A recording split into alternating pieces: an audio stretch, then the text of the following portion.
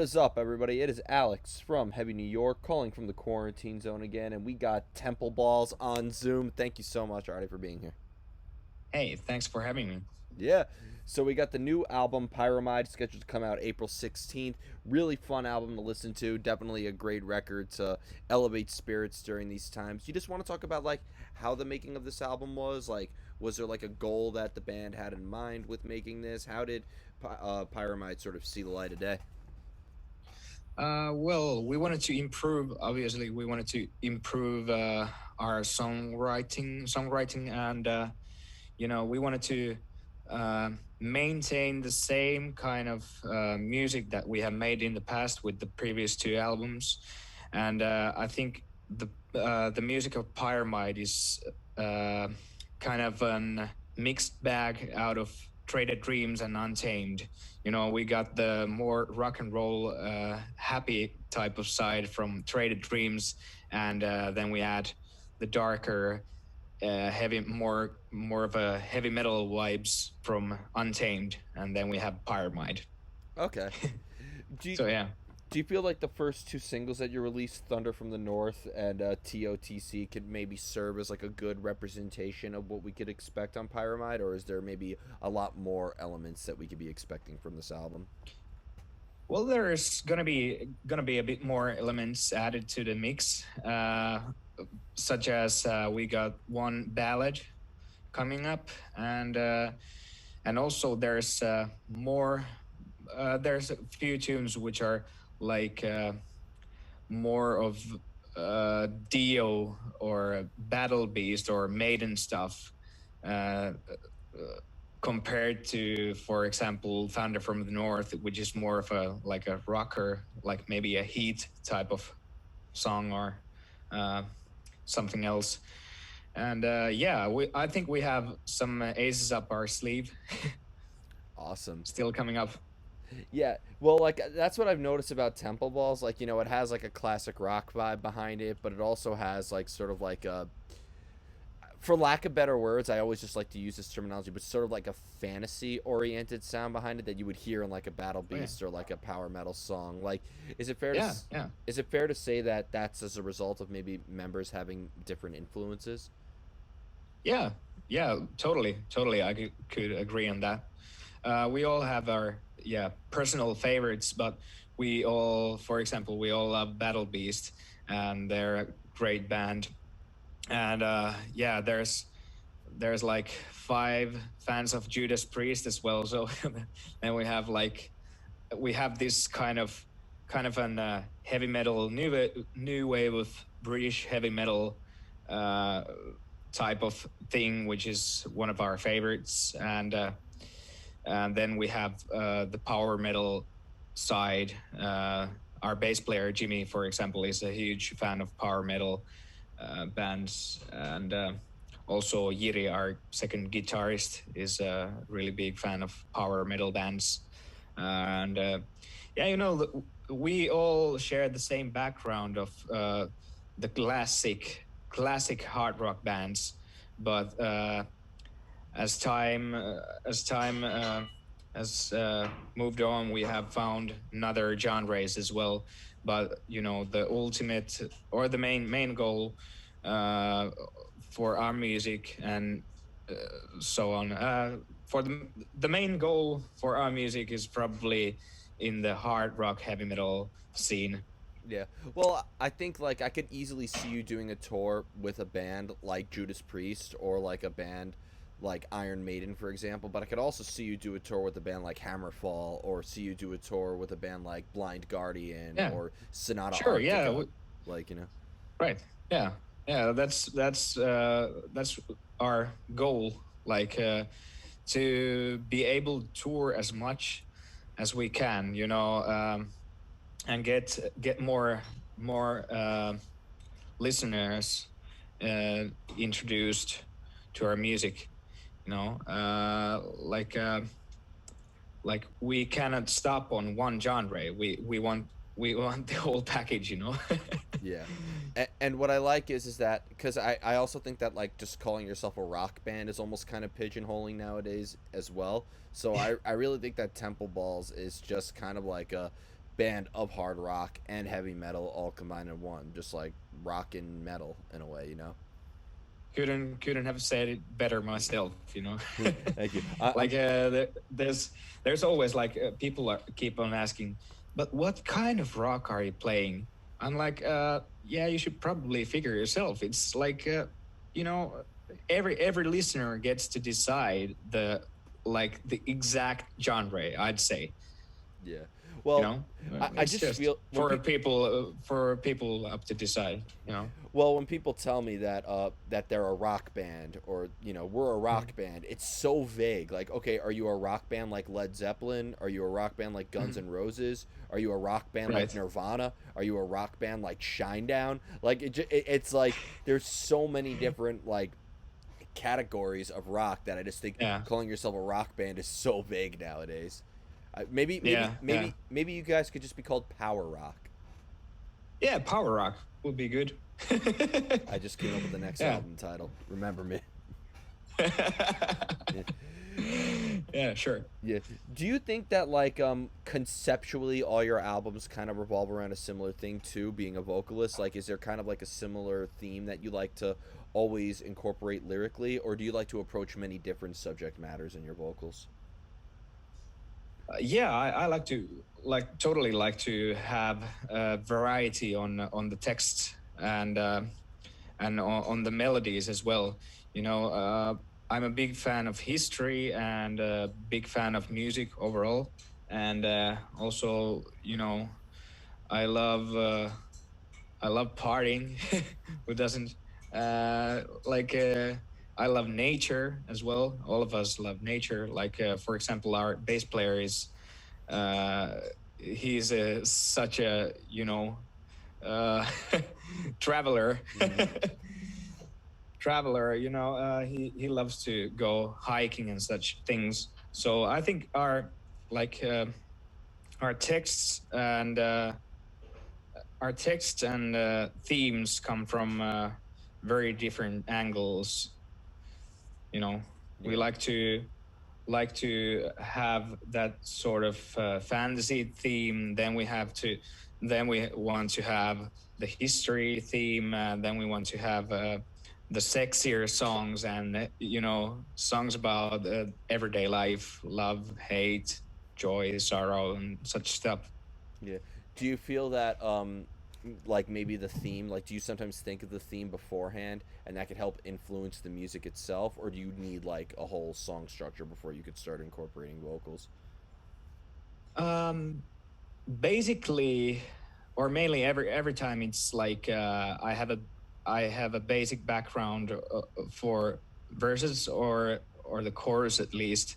Then it's just starting to like settle itself into its um, final form.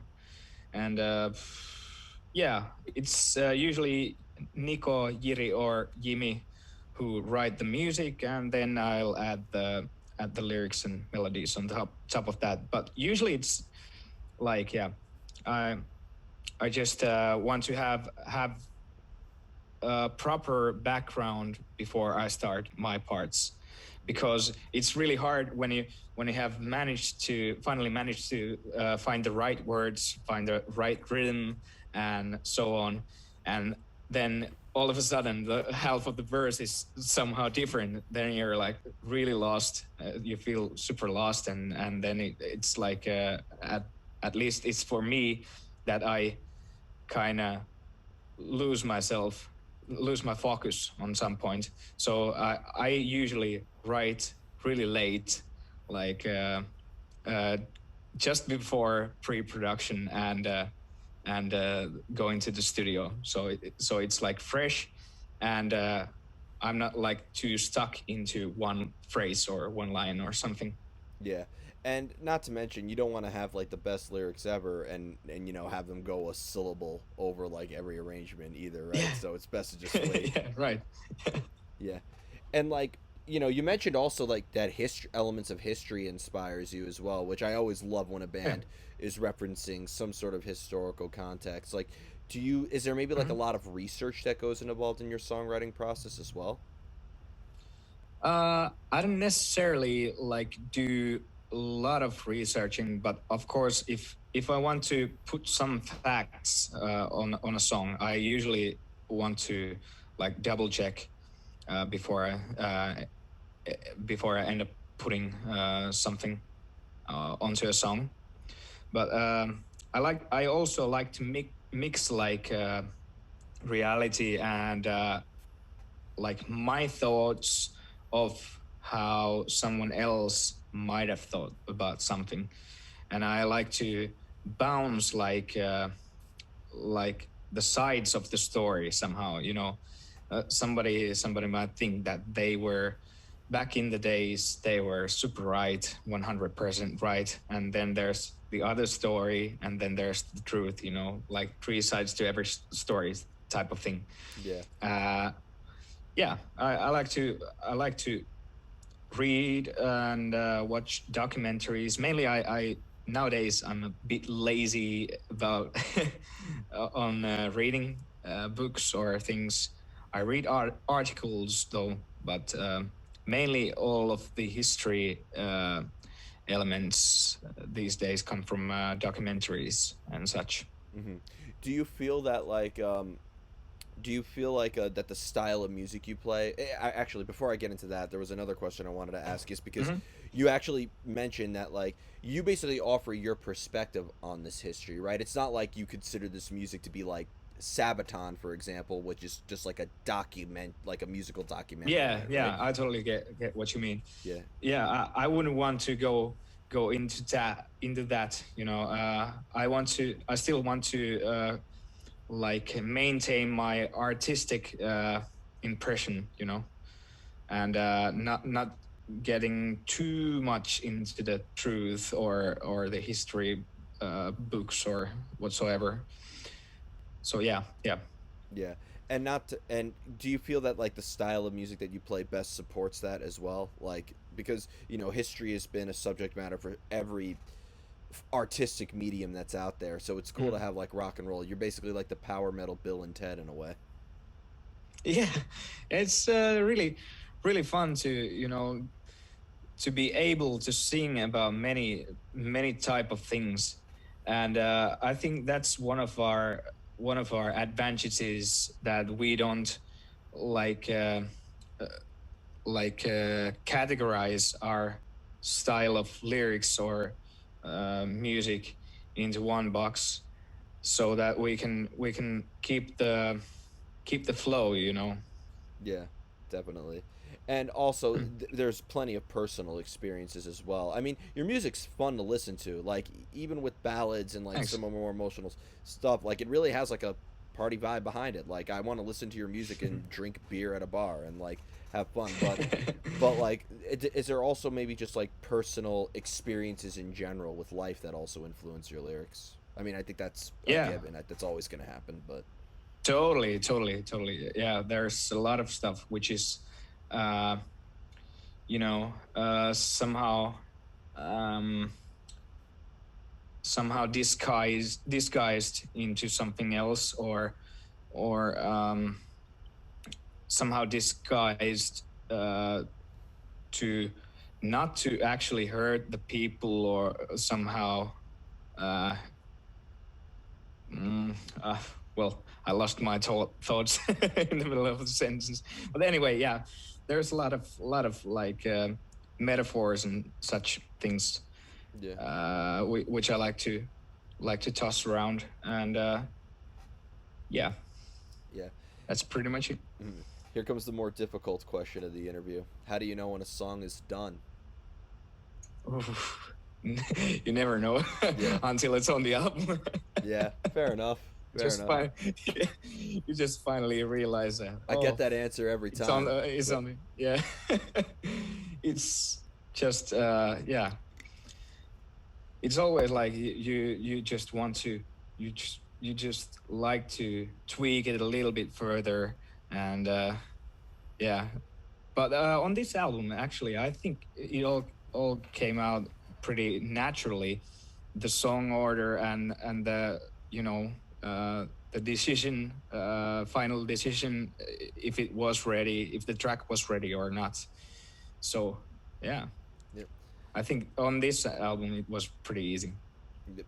And the final question I wanted to ask you is just because being based out of Finland right now, like, a lot of people assume that just because you're from Finland, your band is death metal. Like every band in Finland sounds like Children of Bodom or Right, yeah. Ensiferum or something. But like, it almost seems like with the rock world as well, because I mean, him is from Finland, obviously, but like you also have bands like Santa Cruz and a lot of other fun rock Mhm. bands as well. So is there just as much of a rock and roll scene as there is a metal scene? Like not every band from Finland is doing Viking metal, right?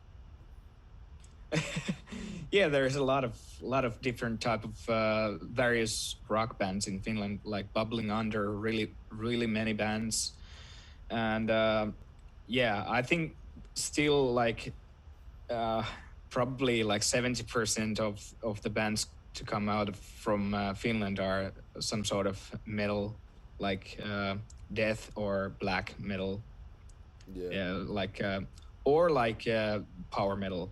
Yeah. That's big scene in Finland as well. Yeah, former President Barack Obama even had to mention it when he was meeting with the Finnish president. He wants to be like, I do want to point out that Finland has perhaps the most heavy metal bands in the world per capita. Perhaps I'm pretty sure that we have. If you don't mind me asking though, because I think like having a great metal scene is always great. I remember I interviewed a Lost Society way back in the day, and like they said that like Great band, yeah, great guys. they are incredible, like one of the Yeah, monster performances. Um, but like totally. they mentioned that like they did a research and that like per square kilometer in Finland there's two metal bands, which is a lot when you look at it. Like Hmm. that's obviously great and stuff, but do you feel like that there has there ever been maybe like an oversaturation problem? Do you think maybe it's kind of like harder to stand out with in a place where there's so many metal bands? Yeah, I think it has its like advantages that we have so many bands, metal bands, rock bands coming from Finland, because nowadays the support for the bands to go and play abroad is so much bigger than it used to be before. For example, Children of Bottom and Him and such bands, and Nightwish, of course. And yeah, I think the support for the bands uh, wasn't that big. Only like a handful of people trusted that this is going to be the thing abroad, and yeah, I think that's really great that we have so many bands to come from this small country. But also it has its downsides, since, like you said, there's so many bands to push uh, their music to abroad. So there's occasionally seems to be like some kind of an competition going on about like tours and such things, which shouldn't be like that. But obviously, it sometimes ends up being like that. Yeah, there needs to be like a festival in America for Scandinavian Hmm. bands, like for like have like a big festival with Amon Amarth and Nightwish, but then also bring out like bands that are Right. so underrated and like bands that maybe people in Finland don't know yet. Like I think Temple Balls would be a great band to play in the States and like play on the same stage with Lost Society and Santa Cruz and like bring a That would lot be of like, fun. yeah, Totally fun. yeah. So before we go, I want to thank you so much for your time today. Really enjoyed this conversation. Thank you. Is there just anything else that you would like to promote with the release of Pyromide, like maybe a live stream performance to, while we wait for this godforsaken virus that shall not be Now that named you to get out of our lives? But now that you mentioned live streaming, we got one coming up on April 15th, uh, 9 p.m. CET +1, and yeah, we're gonna do a live stream, and listen to Pyromide track by track, and we're gonna have a few beers, and people can come and say hello to us, and ask us some questions, and or just to listen to the music and enjoy their time. So that's going to happen on April 15th, and it's going to be on our YouTube channel, Temple Balls Rocks, and yeah, I think that's pretty much it. You had me at beers. Hopefully, right on that. Yeah. But thank you. Oh, yeah.